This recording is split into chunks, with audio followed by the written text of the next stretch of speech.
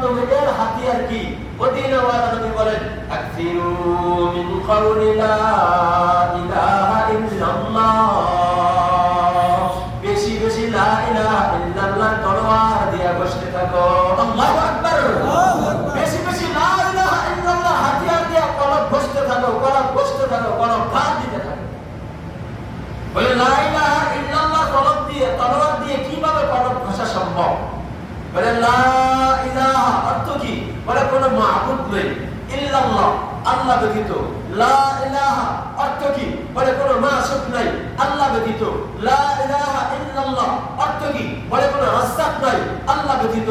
লা ইলাহা ইল্লাল্লাহ অর্থ কি? বলে কোনো খালিক নাই আল্লাহ ব্যতীত। লা ইলাহা ইল্লাল্লাহ আই লা রাজ্জাক ইল্লাল্লাহ, লা ইলাহা ইল্লাল্লাহ আই লা খালিক ইল্লাল্লাহ, লা ইলাহা ইল্লাল্লাহ আই লা রাজ্জাক ইল্লাল্লাহ, লা ইলাহা ইল্লাল্লাহ আই লা غفار إلا الله، لا غفور إلا الله، لا رحمن إلا الله، لا رحيم إلا الله، لا فتاح إلا الله، لا عالم الغيب إلا الله।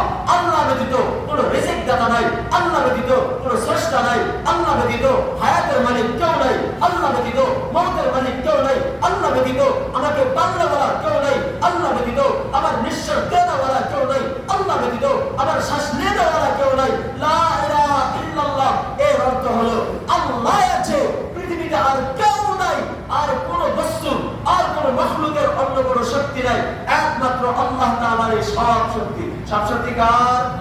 আল্লাহ। এটা হলো লা ইলাহা ইল্লাল্লাহর অর্থ। আমরা শুধু জানি কি লা ইলাহা ইল্লাল্লাহ আল্লাহ ব্যতীত কোনো উপাস্য নাই, আল্লাহ ব্যতীত কোনো মাবুদ নাই, শুধু এটা অর্থ না। আল্লাহ ব্যতীত কোনো রিজিক দাতা নাই, আল্লাহ ব্যতীত গুনাহ মাফকারী কেউ নাই, আল্লাহ ব্যতীত গুনাহ ঢাকনেওয়ালা কেউ নাই, আল্লাহ ব্যতীত গুনাহ গোপনকারী কেউ নাই, আল্লাহ ব্যতীত দয়ালু আর কেউ নাই, আল্লাহ ব্যতীত ক্ষমাশীল আর কেউ নাই, আল্লাহ ব্যতীত আমার